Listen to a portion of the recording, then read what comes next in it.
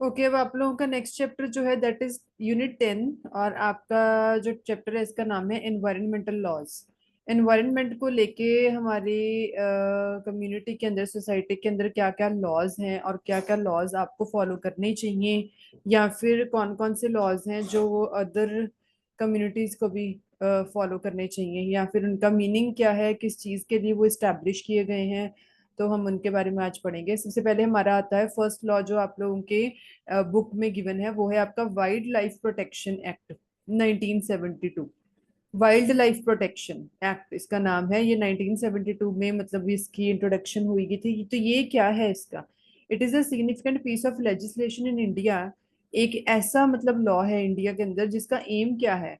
Aimed at the protection and the conservation of wild life and their habitats. ठीक है, wild life की protection करना और वहां के हैबिटेट की प्रोटेक्शन करना, इसका एम ये है। नाम से क्लियर हो जाता है वाइल्ड लाइफ की प्रोटेक्शन।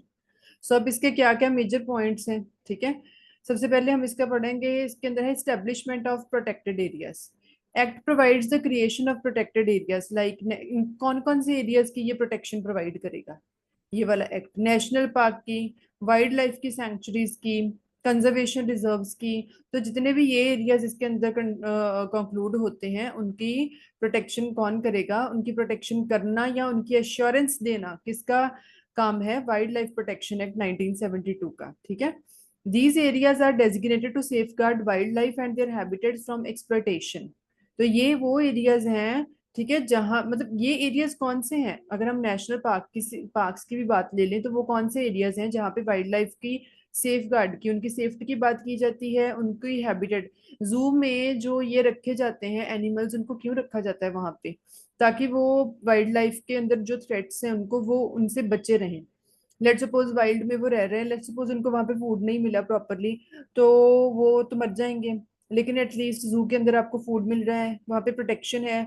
और एनिमल्स आप उनको नहीं, है ना, वो फीड कर सकते हैं, या फिर इलीगल हंटिंग नहीं कोई कर सकता उनकी, तो वो एक्सप्लॉयटेशन से बच जाते हैं।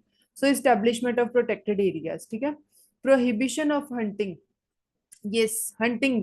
हंटिंग से भी तो बचते हैं। It prohibiting hunting of wild life, इसका मतलब ये है कि ये and specific exception only under certain conditions with the prior permission, ठीक है। So act lays down penalties for illegal hunting, trapping and poaching. अगर कोई भी इलीगल लॉ के अगेंस्ट जाके कोई पोचिंग की जाती है, ठीक है, कोई ट्रैपिंग की जाती है, कोई भी किसी भी तरह की हंटिंग, कोई भी प्रोसेस ऐसी की जाती है, तो उनको क्या है? उनको पेनल्टी पड़ेगी, फाइन होगा, उनको पनिशमेंट दी जाएंगी। तो ये प्रोहिबिट करते हैं हंटिंग को वैसे तो, ठीक है। Wildlife crime control, wildlife crime control, it the act empowers the government to take measures to prevent and controlled wild life crimes ना। तो जो गवर्नमेंट को मतलब ये वाइल्ड लाइफ जो है मतलब इस एक्ट के अंदर क्या होता है, जो गवर्नमेंट है ना, मतलब गवर्नमेंट को भी एक तरह के इनिशिएटिव लेने के लिए कहीं ना कहीं हेल्प की जाती है या उनको असिस्ट किया जाता है। So government is there to take measures, ऐसे स्टेप्स लेना ताकि वाइल्ड लाइफ के अंदर अगर कोई क्राइम हो उसको कंट्रोल किया जा सके, ठीक है, और इसको रोका जा सके, प्रिवेंट करना, ठीक है, मतलब उससे बचाया जा सके वाइल्ड लाइफ को। तो ये सारा कुछ इसके अंडर आ रहा है, इस एक्ट के अंडर आ रहा है। Regulation of trade and commerce, regulation किसकी? रेगुलेट करना, चलते रखना किसको? ट्रेड एंड कॉमर्स को। ये एक्ट जो है it regulates the trade and commerce of wild life and the wild life product, both native and the exotic species, right. ये जो एक्ट है ये इन दोनों चीजों को रेगुलेशन प्रोवाइड करवाती है, किसको? ट्रेड को भी और वाइल्ड लाइफ के कॉमर्स को भी, चाहे वो नेटिव स्पीशीज हो चाहे वो एग्जॉटिक स्पीशीज हो ना। नेटिव जो यहाँ के हैं, एग्जॉटिक जो बाहर की स्पीशीज हैं। So it aims to prevent illegal trade or ensure that the trade conducted is sustainable and ethical, ठीक है। तो इसका मतलब ये है कि अगर ट्रेड किया भी जाए तो वो इलीगल ना हो, वो रूल्स और रेगुलेशंस के अंडर रह के की जाए चीज तो वो इलीगल नहीं मानी जाती, ठीक है। एंडेंजर्ड स्पीशीज प्रोटेक्शंस, जो एंडेंजर्ड स्पीशीज हैं मतलब जैसे होता है ना जो खत्म हो चुके हैं या खत्म हो रहे हैं, तो उनको कैसे प्रोटेक्ट करना है ताकि उनकी ब्रीड्स को, उनकी वो जो स्पेशल स्पीशीज है उनको कैसे बचा के रखा जा सके। So this act provide special protection to critically endangered species by listing them under various schedules ना। ये मतलब काफी सारे इसके अंडर रूल्स रेगुलेशंस आ सकते हैं, और यहाँ पे आपका लेवल ऑफ प्रोटेक्शन भी अच्छा होता है, रिस्ट्रिक्शंस भी हैं। और जो रिस्ट्रिक्शंस हैं ताकि उनकी हंटिंग ना की जा सके, उनका ट्रेड ना किया जा सके इन स्पीशीज का। उसके बाद क्या है, role of state governments. State government का क्या रोल होता है? The act grants powers to state governments to implement and enforce its provisions. ठीक है, स्टेट गवर्नमेंट का क्या है कि ये जो एक्ट है, ये स्टेट गवर्नमेंट को मतलब अथॉरिटी देती है ताकि वो मतलब जो उनकी प्रोविजंस हैं उनके अंदर, ठीक है, वो अपनी अथॉरिटी जो है उनको यूटिलाइज कर सकें और उनको मेंटेन कर सकें। और इसके अंदर क्या आ जाता है, it includes creation of state level wild life boards. इसके अंदर state level wild life board जो है उनको एस्टेब्लिश किया जा सकता है, उसके अंदर जो भी रूल्स और रेगुलेशंस होंगे वो इनकी तरफ से, मतलब ये जो एक्ट है उनको पावर देगा, अथॉरिटी देगा एक तरह की। And it appointment of the wild life wardens, right, wardens की अपॉइंटमेंट करनी। पेनल्टीज एंड ऑफेंसेस, या it prescribes penalties for various offences related to wildlife. यही एक्ट जो है ये ग्रांट परमिशन करता है या अलाउ करता है, ठीक है, अलग अलग पेनल्टीज। अगर कोई ऑफेंस किया जाए वाइल्ड लाइफ के साथ रिलेटेड, तो वहां पे पेनल्टीज भी पड़ती हैं, पनिशमेंट भी मिलती है। So including the imprisonment and the fines, punishment भी होगी, फाइन भी होगा।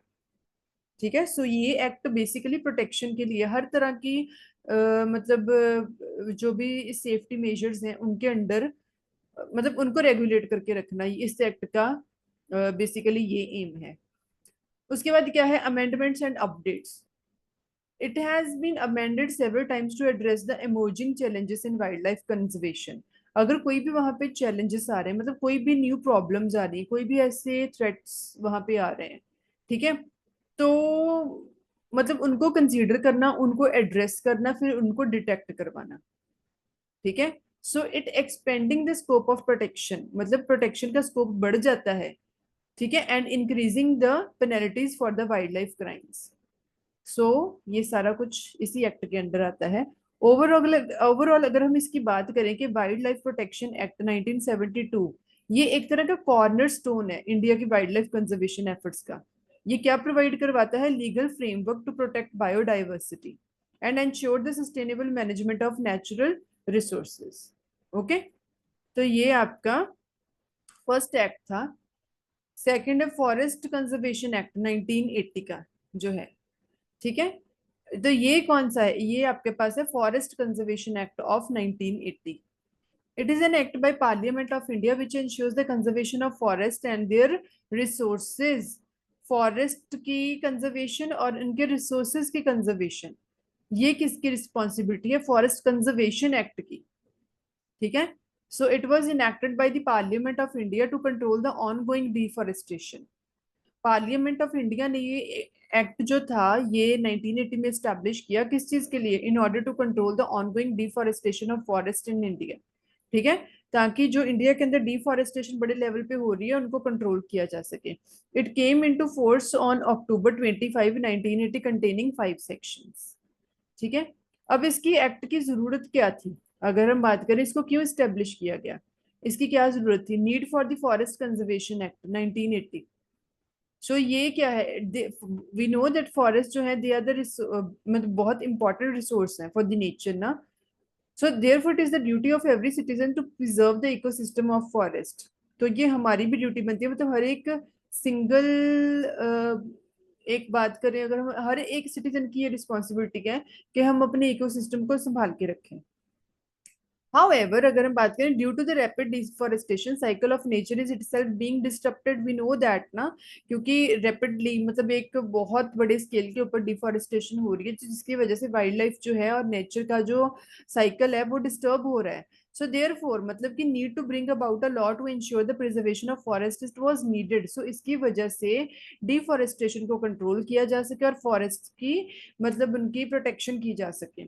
ठीक है, इसके लिए मतलब एक एक्ट की जरूरत थी, किसी ना किसी पार्टी, किसी ना किसी कम्युनिटी की जरूरत थी, दैट्स वाई इस एक्ट को इस्टेब्लिश किया गया, फॉरेस्ट कंजर्वेशन एक्ट को, तो ये इसकी नीड थी।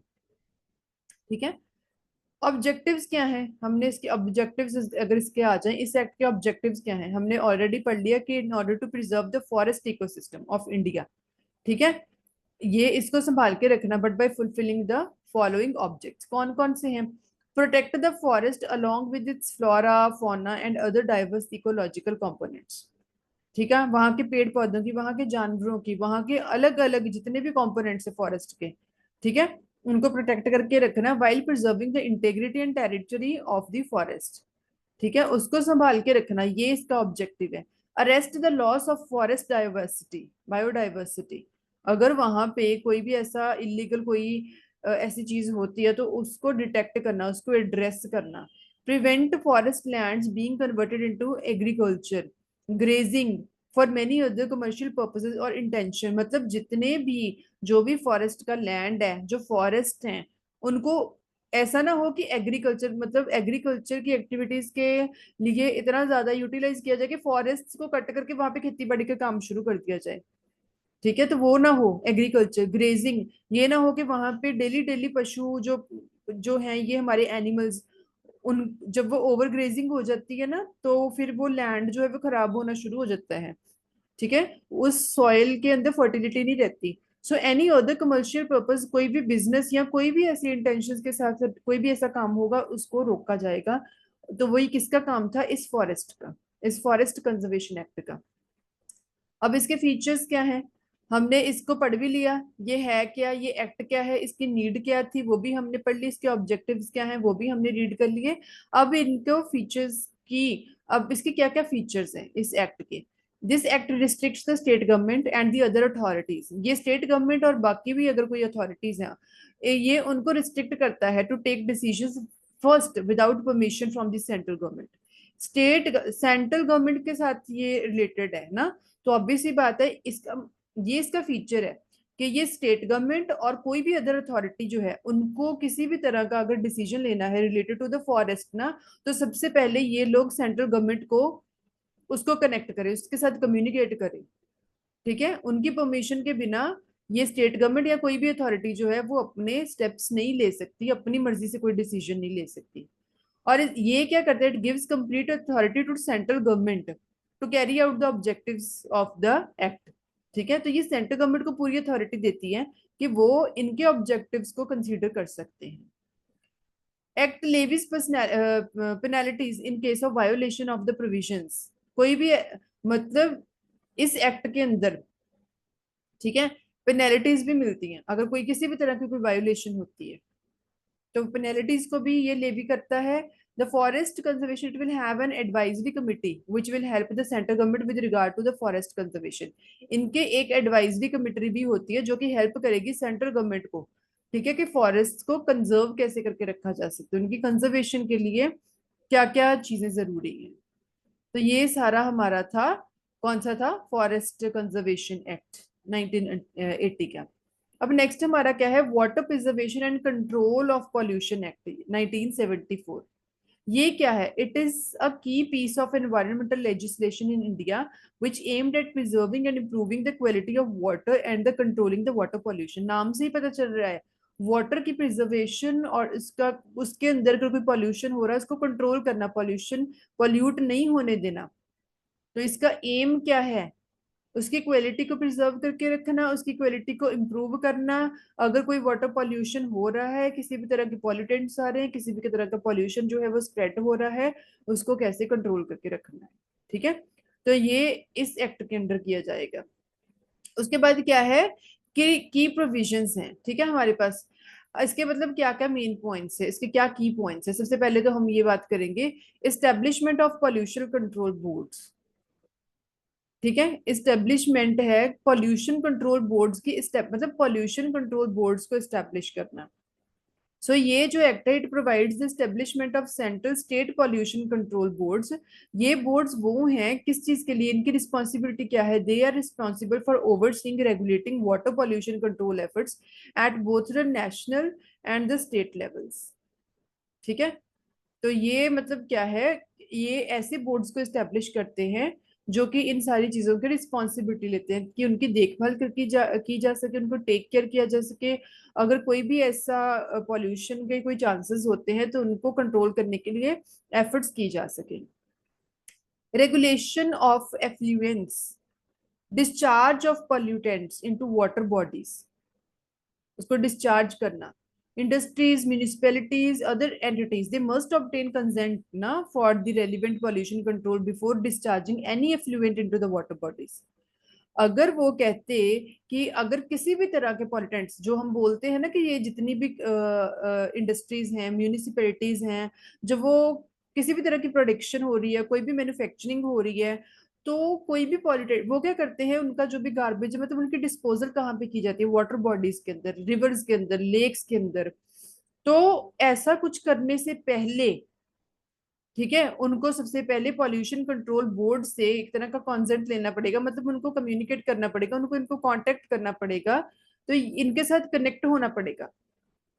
ऐसे नहीं कि अपनी मर्जी से आए और अपना उन्होंने प्रोडक्शन की, मैन्युफैक्चरिंग की, तो वाटर बॉडीज के अंदर जितने भी एफ्लुएंट्स थे वो इनको उन्होंने डिस्पोज कर दिया, क्योंकि वाटर बॉडीज यहीं से खराब होते हैं, पॉल्यूशन यहीं पे होता है। हम लोग अपनी ये जो सिटीज हैं, सिंपली यहाँ पे भी देख लो, अगर आप इन सिटीज के अंदर अगर आप देखोगे तो यहाँ पे क्या होता है, ये जो लुधियाना में भी कोई छोटे छोटे अगर वाटर बॉडीज है ना, तो ये बहुत, मतलब एक बहुत ज्यादा कंटेमिनेटेड है, गंदगी बहुत ज्यादा है वहां पे। उससे क्या होता है, बीमारियां फैलती हैं, डिसीजेस जो है वो स्प्रेड होती हैं। सो दैट्स वाई इन सब चीजों को कंट्रोल किया जा सके, ये सारे बोर्ड्स इसलिए स्टैब्लिश किए जाते हैं। ठीक है। Standards for discharge. अब डिस्चार्ज के लिए कौन से स्टैंडर्ड्स, ये मतलब इनका ये एक एम है pollution control boards का, to set standards to discharge of the pollutants and effluents, ensuring these standards are adhered in order to protect the water quality। देखो स्टैंडर्ड्स किस लिए एस्टेब्लिश किए जाते हैं, रूल्स और रेगुलेशंस किस चीज के लिए किए जा सकते हैं, ताकि एक चीज जो है वो कंट्रोल में रहे। अगर कोई स्टैंडर्ड्स है उनको फॉलो करके उस स्टैंडर्ड्स को मीट करना, इसका मतलब है कि आपका काम एक कंट्रोल के अंडर हो रहा है। ऐसा होता है ना। अब ये हम ऑफिसेज में काम करते हैं, लेट्स सपोज, अगर मैं एक एग्जांपल ले, रियल लाइफ की ना कोई, हम लोग ऑफिसेज में काम करते हैं, सारे लोग वर्किंग है, तो आप लोगों का एक टाइम इन होता है ना, एंट्री टाइम जो होता है। ठीक है, आप लोग कब एंटर हो रहे हो ऑफिस में, तो वहां पे वो एक टाइम की एक लिमिटेशन होती है, आप लोग कब ऑफिस को लीव कर रहे हो, तो वो एक स्टैंडर्ड बना हुआ है कि इन चीजों को फॉलो करना है। अगर ये स्टैंडर्ड्स ना हो तो क्या होगा, कोई भी इंप्लॉय कभी भी आएगा तो उससे डिसिप्लिन नहीं मेंटेन, ना डिसिप्लिन मेंटेन होगा, ना क्वालिटी मेंटेन होगी, ना आप लोग अपने टारगेट्स को अचीव कर पाओगे, तो कैसे काम चलेगा। सो दैट्स वाई ये सारे स्टैंडर्ड्स जो हैं वो इसलिए बनाए जाते हैं, इन स्टैंडर्ड्स को ही मीट करना है, इनके अकॉर्डिंग चलना है आपको, ताकि वाटर की क्वालिटी जो है वो बनी रहे, वो प्रोटेक्ट रहे, उसकी प्रोटेक्शन की जा सके। मॉनिटरिंग एंड एनफोर्समेंट, चीजों को मॉनिटर करना, और जो भी rules, regulations, penalties, whatever the policies are there, they should be enforced, right. जो एक्ट है, it authorises the pollution control boards to monitor the water quality, उनकी फैसिलिटीज को इंस्पेक्ट करना, एंड एनफोर्स कंप्लायंस, उनको compliance को pollution control measures के साथ है ना, वाटर की क्वालिटी को मॉनिटर करना भी इनकी है। अगर कोई फैसिलिटीज प्रोवाइड की जा रही हैं तो वो सही से काम कर रही है कि नहीं कर रही, उनकी रेगुलेशन को इंस्पेक्ट करना वो काम इनका है, और पॉल्यूशन कंट्रोल के मेजर्स को इन्फोर्स करना वो भी काम इनका है। ठीक है। It also provides the collection of samples and the analysis of the water quality. ठीक है। उसके बाद पेनल्टीज फॉर वायोलेशन, अगर किसी भी तरह की कोई भी वायोलेशन होती है, ठीक है, तो उसके लिए पेनल्टीज जो है, ठीक है, कोई भी पनिशमेंट या कोई भी फाइन्स जो है, ठीक है, तो वो इसी एक्ट के अंडर किए जाते हैं। ठीक है। So it prescribes the penalties for the violation of its provisions, right. तो ये इसके मेनली की फीचर्स थे इस एक्ट के, जो water preservation and the control of the pollution act है 1974 का। अब इसके ऑब्जेक्टिव्स क्या हैं। It prevent water pollution, water pollution को पहली बात तो ये प्रिवेंट करता है, मतलब उसको बचाता है, उसको स्प्रेड होने से बचाता है। क्यों बचाता है, क्योंकि इसके अंदर जो रूल्स और रेगुलेशन है वो फॉलो करने पड़ते हैं, अगर वो फॉलो नहीं करोगे तो वो जो एंटिटीज हैं, जो इंडस्ट्रीज हैं या कोई भी है, जो इनको फॉलो नहीं करेगा उनको फाइन देना पड़ेगा, उनको पनिशमेंट्स जो हैं वो मिलेंगी। ठीक है, तो इसकी वजह से ये वाटर पॉल्यूशन जो है वो कंट्रोल रहता है। सो ये इसका ऑब्जेक्टिव है, to prevent and control water pollution, ensuring that water resources they remain clean and usable for the various purposes, drinking के लिए, एग्रीकल्चर के लिए, इंडस्ट्री के लिए। ठीक है, protect aquatic life, aquatic life जो है उसको बचा के रखना, उसको प्रोटेक्ट करना, by regulating the discharge of pollutants. The act aims to protect aquatic ecosystem and biodiversity whatever they are supporting, right. उनको प्रोटेक्ट करना, प्रमोट करना पब्लिक हेल्थ को। यस, हमारी हेल्थ जो है वो सही रहे, पब्लिक की हेल्थ सही रहे। वो कैसे सही रहेगी? अगर वाटर बॉडीज जो है वो कंटेमिनेटेड नहीं होंगी। वाटर जो हम लोगों की एक बेसिक नेसेसिटी है, जो हमें चाहिए ही चाहिए जिंदा रहने के लिए। ठीक है, अगर आप लोग कंटेमिनेटेड वाटर कंज्यूम करोगे तो obviously you will be suffering from the diseases ना। तो हमारी हेल्थ को प्रमोट करना, ये इनका एक ऑब्जेक्टिव है। Sustainable development. ठीक है, डेवलपमेंट कैसे होगी? देखो, अगर हेल्दी सिटीजन्स हैं तो हमारा नेशन से वो होएगा, हेल्दी रहेगा, हमारी कम्युनिटीज, हमारी सोसाइटीज जो हेल्दी रहेंगी, हेल्दी हैं तो आप लोग अपने जो भी लाइफ के गोल्स हैं हम लोग उनको अचीव करेंगे। सो बेसिकली ये छोटे छोटे एफर्ट से स्टार्ट होता है। सो इसका क्या है, it is there to balance the developmental activities with environmental conservation, promoting sustainable practices that don't compromise the water quality। वाटर क्वालिटी को किसी भी तरीके से खराब ना होने देना। ठीक है, in order to achieve the sustainable development, तो ये भी इनका मेन ऑब्जेक्टिव है। तो ये वाटर का एक्ट था। ठीक है, okay, so we have done with this act. Now the next act is what, it is related to the air. Air के अंदर पॉल्यूशन होता ही होता है, वी नो दैट एयर जो है वो खराब होती है। Air prevention and control of pollution. Air के अंदर मतलब हमारे एटमॉस्फेयर के अंदर पॉल्यूशन स्प्रेड ना हो, और अगर स्प्रेड हो भी रहा है तो उसको कैसे प्रिवेंट करना है, ये किसका काम है इस एक्ट का?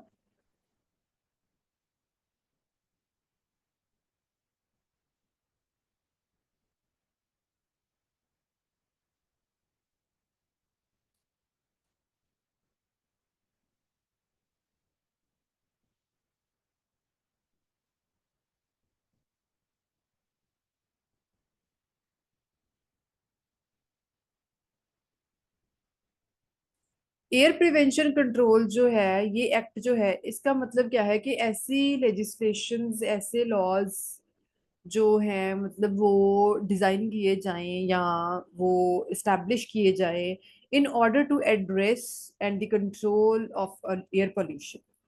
ठीक है, हमारा एटमॉस्फेयर अगर टैमिनेटेड रहेगा, वो पॉल्यूटेड रहेगा, so it will have to compromise with our health, right. हमारी हेल्थ जो है वो सही नहीं रहेगी। तो इसका बेसिक मतलब इसका मेन पॉइंट क्या है कि एयर के जो पोल्यूशन फैल रहा है, जो स्प्रेड हो रहा है, इसको कंट्रोल किया जाए। सो अब इसके की फीचर्स क्या है? Establishment of pollution control boards, इनकी एस्टेब्लिशमेंट करनी। Similar to the water act, the act provides the establishment of the central and the state pollution central boards. ठीक है, तो पहली बात तो ये बोर्ड जो है वो स्टेब्लिश किए जाते हैं, और ये जो बोर्ड्स स्टेब्लिश किए जाते हैं, these are responsible for implementing and enforcing air pollution control measures. ठीक है, तो ये क्या है, ये सारे बोर्ड्स ये सारे ही रूल्स को, ये सारे मेजर्स को इम्प्लीमेंट भी करते हैं और उनको कंट्रोल भी करते हैं। Control measures for the air pollution, कौन से मेजर्स हैं?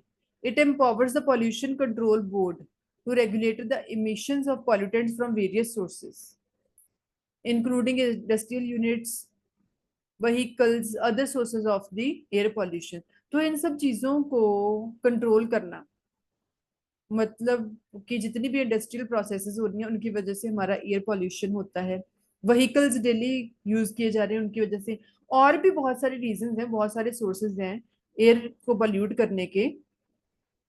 तो उनको आप कैसे प्रिवेंट करोगे, कैसे प्रिवेंट करोगे, कैसे आप वो सारी मतलब मेजर्स को कैसे आप इस मतलब कंसीडर करोगे। मेजर्स को कंसीडर करना मतलब कि ये जो चीजें जो अपने रूल्स और रेगुलेशंस बनाए हैं उनको फॉलो भी करना पड़ेगा, तभी जाके ये काम आपका, तभी जाके आपका ये जो ऑब्जेक्टिव्स है जो वो अचीव किए जाते हैं। उसके बाद हमारे पास क्या है, standard for air quality. Air quality आपने मेंटेन करनी है, लेकिन उसके लिए आपके पास स्टैंडर्ड्स चाहिए। उन स्टैंडर्ड्स को मीट करके only then you can meet the standards of the air quality. ठीक है, उनके स्टैंडर्ड्स मेंटेन करो। ये पॉल्यूशन कंट्रोल बोर्ड जो हैं, ये यही रिस्पॉन्सिबल है for defining the permissible limits of the pollutants.